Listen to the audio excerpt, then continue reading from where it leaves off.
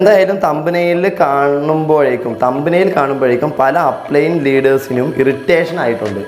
Team കൊഴിഞ്ഞു പോകുന്നുണ്ടോ? Hi friends, എൽബിയോൺ ടോക്സിന്റെ കമന്റ് റിയാക്ഷൻ വീഡിയോ സീരീസിലെ ഏറ്റവും പുതിയ എപ്പിസോഡിലേക്കാണ് നമ്മൾ ഇന്ന് എത്തി നിൽക്കുന്നത്.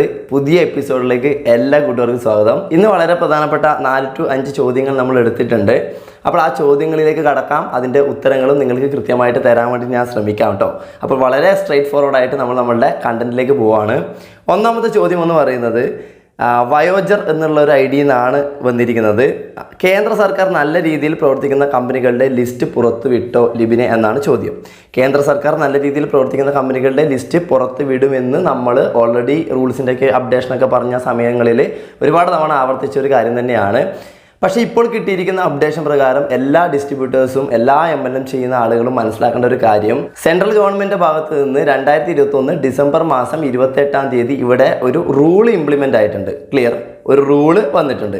പക്ഷേ ആ റൂളിൻ്റെ ബേസ് ചെയ്ത് സെൻട്രൽ ഗവൺമെൻറ് മുമ്പ് ചെയ്ത പോലെ professional list of direct selling entities എന്നുള്ളൊരു ലിസ്റ്റൊക്കെ സെൻട്രൽ ഗവൺമെൻറ് ഭാഗത്തു നിന്ന് ഉണ്ടായിരുന്നു. നമ്മളൊക്കെ കണ്ടതാണ്.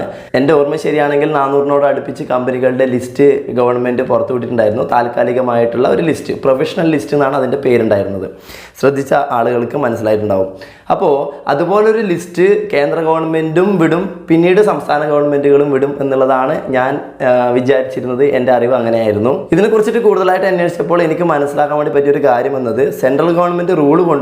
പക്ഷേ ഇത് നടത്താനുള്ള പൂർണ്ണമായിട്ടുള്ള അവകാശങ്ങളും അധികാരങ്ങളും ആർക്കാണുള്ളത്? അത് സ്റ്റേറ്റുകൾക്കാണുള്ളത്, സംസ്ഥാനങ്ങൾക്കാണ്. അപ്പോൾ വയോജർ ചോദിച്ചിരിക്കുന്ന ചോദ്യത്തിൻ്റെ വളരെ പ്രസക്തമായിട്ടുള്ള ഒരു ഉത്തരം എന്ന് പറയുന്നത്, അതാത് സ്റ്റേറ്റ് ഗവൺമെൻറ്, ഉദാഹരണത്തിന് കേരളത്തിൽ നമ്മളെ സപ്പോർട്ട് ചെയ്യുന്ന കേരള ഗവൺമെൻറ് ആണ് ലിസ്റ്റ് ഇടുക.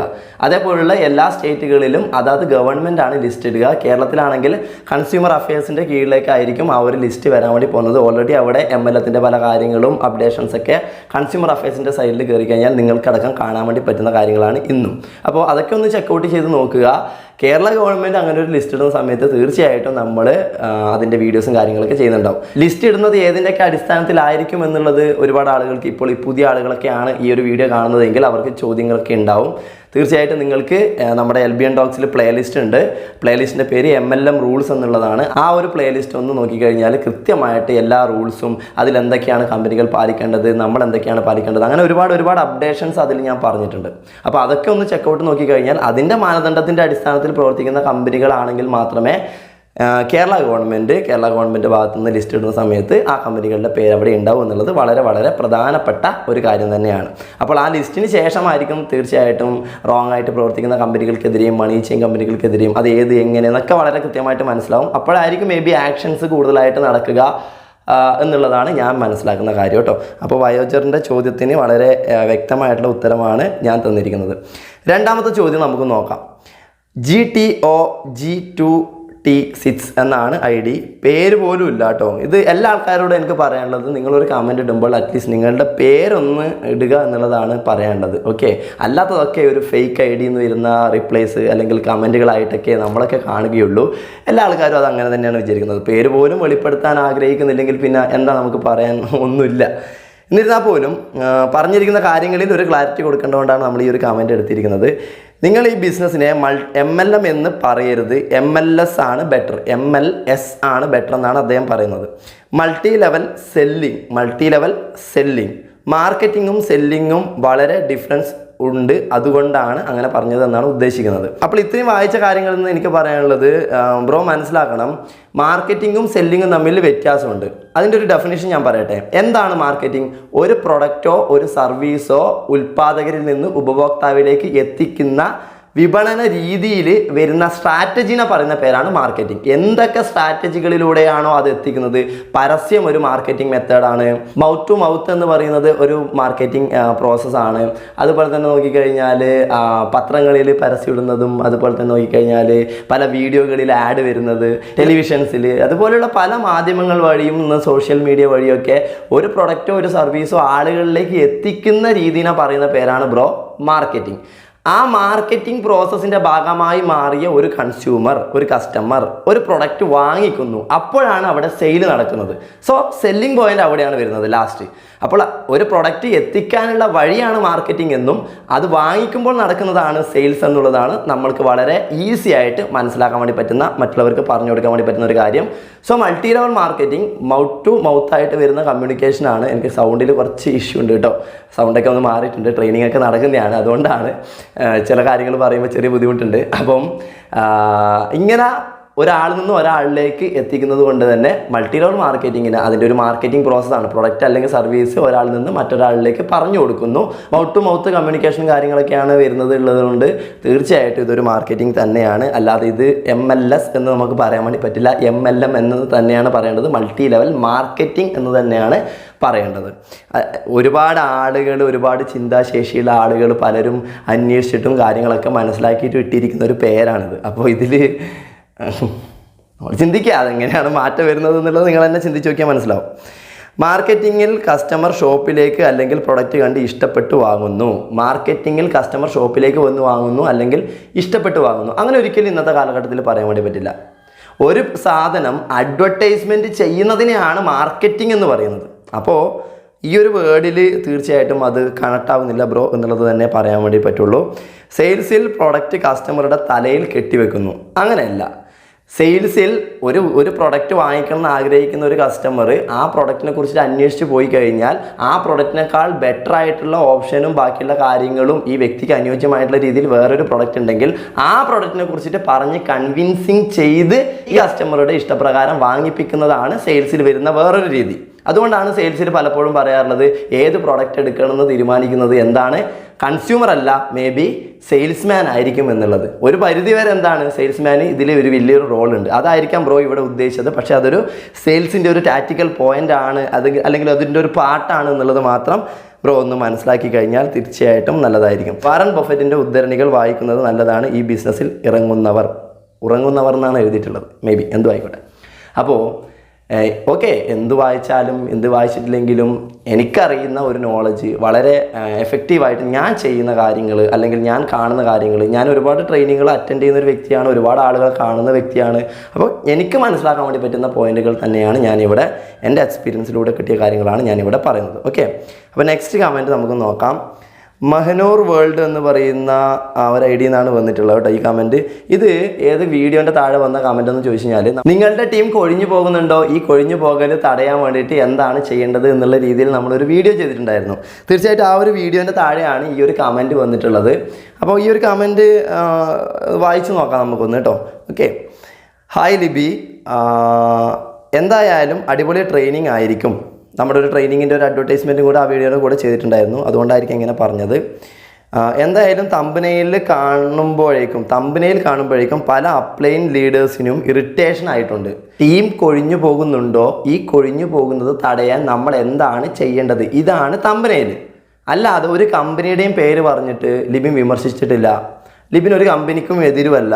ഒന്നാമത്തെ കാര്യം എല്ലാവരും മനസ്സിലാക്കുക. അപ്പോൾ ഒരു തമ്പനയിൽ ഉള്ള കുറച്ച് കാര്യങ്ങൾ വെച്ചിട്ട് അതും നെഗറ്റീവായിട്ടുള്ള ഒരു കാര്യമല്ല, ടീമിൽ ഇന്ന് നടക്കുന്ന കാര്യങ്ങളാണ്, ഇന്നത്തെ സിറ്റുവേഷനിൽ നടക്കുന്ന കാര്യങ്ങളാണ്.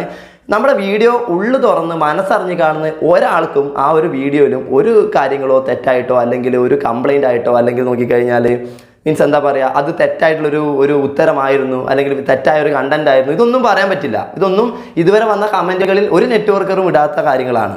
ഒരാളും ഇത്തരത്തിലുള്ള നെഗറ്റീവ് പറഞ്ഞിട്ടില്ല. അപ്പോൾ ഇത് തമ്പനിയിൽ കാണുമ്പോഴേക്കും അതിൻ്റെ ഉള്ളിലുള്ള കാര്യങ്ങൾ എന്താണെന്ന് പോലും നോക്കാതെ നെഗറ്റീവായിട്ട് ചിന്തിക്കുന്നത്, ഇനി ഏതൊക്കെ ലീഡറാണെങ്കിലും എത്ര കോടികൾ ഉണ്ടാക്കിയ ആളാണെങ്കിലും എന്തൊക്കെ വരുമാനം, എത്ര ലക്ഷങ്ങൾ വരുമാനം മാസം വാങ്ങിക്കുന്ന ആളുകളാണെങ്കിലും എനിക്കൊന്നും പറയാനില്ല. അത് അവരുടെ സെൻസ് ഓഫ് നോളജ് അങ്ങനെയാണ്, അവർ വന്ന രീതി അങ്ങനെ ആയിരിക്കാം, അവർ പഠിച്ച രീതിയോ എന്തെങ്കിലുമൊക്കെ അങ്ങനെ ആയിരിക്കാം. അതിപ്പോൾ നമ്മൾക്ക് എത്ര നാൾ അതൊക്കെ തിരുത്താൻ വേണ്ടി പറ്റും നോക്കിക്കഴിഞ്ഞാൽ അതിൻ്റെ ഒന്നും ബാക്കിൽ പോകാനൊന്നും നമുക്ക് ഒന്നാമത് സമയമില്ല. നമുക്ക് നമ്മുടെ വ്യക്തമായിട്ടുള്ള വിഷൻ ഉണ്ട്, മിഷൻ ഉണ്ട്, ഗോൾ ഉണ്ട്, കാര്യങ്ങളൊക്കെ ഉണ്ട്.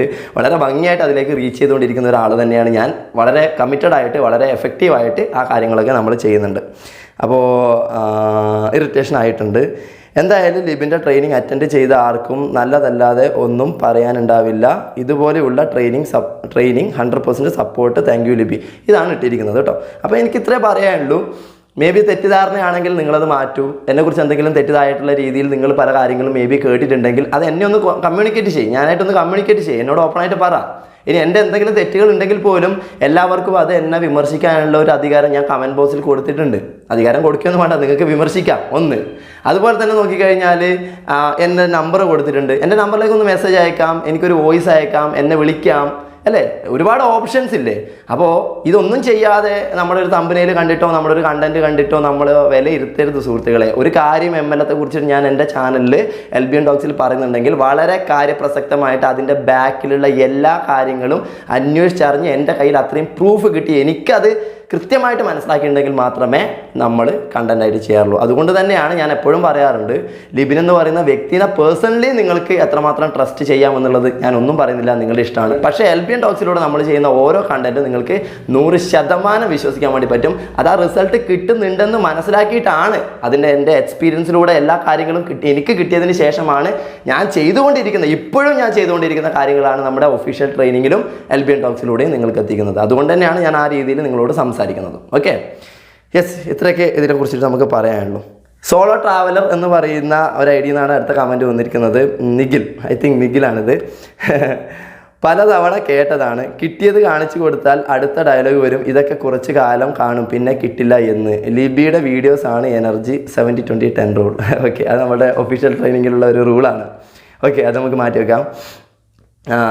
എന്താ പറയുക, കിട്ടിയത് കാണിച്ചു കൊടുത്തു കഴിഞ്ഞാൽ ഈ കമൻറ്റ് വന്നിരിക്കുന്നത് നിനക്ക് എന്ത് കിട്ടി എന്നുള്ള ചോദ്യത്തിന് 2 നല്ല ക്വാളിറ്റിയിൽ നിങ്ങൾക്ക് ഉത്തരം തരാൻ വേണ്ടി പറ്റുന്ന കുറച്ച് കാര്യങ്ങൾ നമ്മൾ ചെയ്തിട്ടുണ്ടായിരുന്നു നിനക്ക് എന്ത് കിട്ടി എന്നുള്ള വീഡിയോയിൽ. ഈ പറയുന്ന വീഡിയോസിൻ്റെ തന്നെ ലിങ്കും കാര്യങ്ങളൊക്കെ നമ്മുടെ ചാനലിൻ്റെ ഡിസ്ക്രിപ്ഷൻ ബോക്സിലും ഫസ്റ്റ് കമൻറ്റായിട്ട് പിൻ ചെയ്ത് വെക്കുന്നുണ്ട് കേട്ടോ. കയറി നിങ്ങൾ ചെക്കൗട്ട് ചെയ്ത് നോക്കുക. അപ്പോൾ നിനക്ക് എന്ത് കിട്ടിയെന്നുള്ള ചോദ്യത്തിന് ആ 2 കാര്യങ്ങളും കാണിച്ചു കൊടുത്തു കഴിഞ്ഞാൽ നിങ്ങൾ ആ വീഡിയോ കാണുമ്പോൾ മനസ്സിലാവും. ആ 2 കാര്യങ്ങൾ ചെയ്ത് കഴിഞ്ഞാൽ പിന്നെ വരുന്നൊരു കാര്യം, ഇതൊക്കെ കുറച്ച് കാലം കിട്ടും പിന്നീട് കിട്ടില്ല എന്നുള്ളതാണ് MLത്തിനെ കുറിച്ചിട്ട് എല്ലാ ആൾക്കാരും പറയുന്നത്. പൊതുവേ മാർക്കറ്റിൽ അങ്ങനെയാണ് ഉള്ളത്. അപ്പോൾ അതിനെന്താണ് ഒരു ഉത്തരം തരാൻ വേണ്ടി പറ്റുക എന്നുള്ള രീതിയിലാണ് ഈ ഒരു ചോദ്യം വന്നിരിക്കുന്നത്. നമുക്ക് വളരെ എഫക്റ്റീവായിട്ട് അതിൻ്റെ ഒരു ഉത്തരം നമുക്ക് കാണിച്ചു കൊടുക്കാൻ വേണ്ടി പറ്റുന്നത് തീർച്ചയായിട്ടും സുഹൃത്തുക്കളെ, the ultimate answer is your result. എന്താണ് നമ്മുടെ അൾട്ടിമേറ്റ് ആൻസർ? എന്താ? നിങ്ങളുടെ റിസൾട്ടാണ്. നിനക്ക് എന്ത് കിട്ടി, ഇതൊക്കെ എത്ര കാലം കിട്ടുമെന്ന് ചോദിച്ചു കഴിഞ്ഞാൽ തീർച്ചയായിട്ടും ആ കിട്ടിക്കൊണ്ടിരിക്കുന്നത്തോളം കാലം അവരെ കാണിച്ചുകൊണ്ടേയിരിക്കുക, അതിൻ്റെ റിസൾട്ട് ഷോ ചെയ്തുകൊണ്ടേയിരിക്കുക. അവർ മുമ്പത്തെ പോലെ തന്നെ അവിടെ ഇരുന്നുകൊണ്ടിരിക്കുന്നുണ്ടാവും അല്ലേ? കൾവെട്ടിന് മുമ്പിൽ ചിലപ്പോൾ ഒരു പണിയുമില്ലാതെ എല്ലാ കാര്യങ്ങളെക്കുറിച്ചിട്ടും കുറ്റവും കുറവെല്ലാം പറഞ്ഞുകൊണ്ട് അവിടെ വഴിവക്കിൽ അവിടെ ഇരിക്കുന്നുണ്ടാവും. നമ്മൾ കയറി പോയിട്ട് നമ്മുടെ ഫിസിക്കൽ ചേഞ്ചസും നമ്മുടെ അപ്പിയറൻസ് ചേഞ്ചും നമ്മുടെ ഫിനാൻഷ്യൽ കാര്യങ്ങൾ ചേഞ്ച് ആവുന്നതും നമ്മുടെ ലൈഫ് സ്റ്റൈൽ ചേഞ്ച് ആവുന്നതും അല്ലെങ്കിൽ നമ്മൾക്ക് ഒരുപാട് ആളുകളെ കണക്റ്റഡ് ആവുന്നു, ഒരുപാട് ആളുകളെ നമുക്ക് കമ്മ്യൂണിക്കേറ്റ് ചെയ്യാൻ വേണ്ടി പറ്റുന്നു, അങ്ങനെ നമ്മുടെ പേഴ്സണാലിറ്റി ചേഞ്ച് ആവുന്നതും ഇതൊക്കെ നിങ്ങൾ റിസൾട്ട് കാണിച്ചുകൊണ്ടേ ഇരിക്കുക എന്നുള്ളതേ പറയാനുള്ളൂ. ഇതൊക്കെ എത്ര നാൾ കിട്ടിക്കൊണ്ടേ ഇരിക്കും എന്നുള്ള ചോദ്യത്തിൻ്റെ ഉത്തരം എന്താണ്? ഇതൊക്കെ ഇത്ര നാളും കിട്ടിക്കൊണ്ടേ ഇരിക്കുന്നുണ്ടെന്ന് നമ്മൾ ഷോ ചെയ്തുകൊണ്ടേ ഇരിക്കുക എന്നുള്ളതേ നമുക്ക് പറയാനുള്ളൂ. Result is the ultimate answer of this question. Okay, അത്ര പറയാനുള്ളൂ. അപ്പോൾ ഓക്കെ, ഇത്രയും ചോദ്യങ്ങളാണ് നമ്മൾ ഇന്നത്തെ ഈ ഒരു വീഡിയോയിൽ ഉൾപ്പെടുത്തിയിട്ടുള്ളത്. തീർച്ചയായിട്ടും ഇത്തരം ചോദ്യങ്ങൾ, അതിന് ഞാൻ തന്നിരിക്കുന്ന ആൻസർ നിങ്ങൾക്ക് എത്രമാത്രം ഉപയോഗപ്പെടുന്നു എന്നുള്ള കാര്യങ്ങൾ തീർച്ചയായിട്ടും നിങ്ങൾ കമൻറ്റായിട്ട് അറിയിക്കുക. അതുപോലെ തന്നെ ലാസ്റ്റായിട്ട് പറയേണ്ടത് മെഹനൂർ ചോദിച്ച ആ ഒരു ചോദ്യം തന്നെയാണ്. നിങ്ങൾക്ക് നമ്മുടെ കണ്ടന്റ് ഇഷ്ടപ്പെടുന്നുണ്ടോ? നിങ്ങൾക്ക് നമ്മുടെ കണ്ടന്റിൽ എന്തെങ്കിലും ഇറിറ്റേഷൻ ഫീൽ ചെയ്യുന്നുണ്ടോ? ഞാൻ എന്തെങ്കിലും തെറ്റായിട്ടുള്ളൊരു പ്രചരണമാണോ നിങ്ങളിലേക്ക് തരുന്നത്? അഥവാ വാട്സപ്പിലാണെങ്കിലും മെസ്സേജിലാണെങ്കിലും കോൾ ചെയ്യുമ്പോഴും ഞാൻ എന്തെങ്കിലും ഫേക്ക് പ്രൊമോഷൻ നിങ്ങളുടെ ഭാഗത്തേക്ക് ഞാൻ തരുന്നുണ്ടോ? എൻ്റെ കാര്യങ്ങൾ എങ്ങനെയാണ്, എൻ്റെ സ്വഭാവം എങ്ങനെയാണ്, ഇങ്ങനെയുള്ള കാര്യങ്ങൾ എന്തൊക്കെയാണോ നിങ്ങൾക്ക് ഫീൽ ചെയ്തിട്ടുള്ളത്, എന്തൊക്കെയാണെങ്കിലും നിങ്ങൾക്ക് ഓപ്പണായിട്ട് ഇന്ന് ഈ വീഡിയോയുടെ കമൻറ്റ് ബോക്സിൽ കമൻ്റായിട്ട് അറിയിക്കാവുന്നതാണ്. അതിലെന്തൊക്കെ മാറ്റങ്ങൾ വരുത്തണമെങ്കിലും തീർച്ചയായിട്ടും ആ മാറ്റങ്ങളൊക്കെ ആക്സെപ്റ്റ് ചെയ്തുകൊണ്ട് മുന്നോട്ടേക്ക് നല്ല നല്ല കണ്ടന്റുകൾ കൊണ്ടുവരാനും ഇതിനേക്കാൾ എഫക്റ്റീവായിട്ടുള്ള പല ഇൻഫർമേഷൻ നിങ്ങളിലേക്ക് തരാനും മാക്സിമം ഞാൻ ശ്രമിക്കുന്നുണ്ടാവും. തെറ്റുകളൊക്കെ ഉണ്ടെങ്കിൽ അഥവാ അതൊക്കെ തിരുത്തിക്കൊണ്ട് തന്നെ. അപ്പോൾ നിങ്ങളുടെ വിലയേറിയ കമൻറ്റുകൾ പ്രതീക്ഷിച്ചുകൊണ്ട് ഇന്നത്തെ വീഡിയോ നമ്മൾ നിർത്തുകയാണ്. തീർച്ചയായിട്ടും ഒരുപാട് അപ്ഡേഷനുകളും ഒരുപാട് ഡയറക്ട് സെല്ലിംഗ് ഇൻഡസ്ട്രിയുടെ എഡ്യൂക്കേഷൻ സിസ്റ്റത്തിൽ നമ്മൾ മാറ്റം വരുത്തേണ്ട കാര്യങ്ങളൊക്കെ അപ്ഡേഷനൊക്കെ ആയിട്ട് ഒരുപാട് കാര്യങ്ങൾ ചെയ്യാനുണ്ട്. നമുക്ക് ഇനി അങ്ങോട്ടേക്കുള്ള ട്രാവലിംഗിൽ വീണ്ടും കാണാം. അടുത്തൊരു വീഡിയോയിൽ എന്ന് മാത്രം പറഞ്ഞുകൊണ്ട് നിർത്തുന്നു. Thank you so much. Wish you all the very best all networkers. Thank U.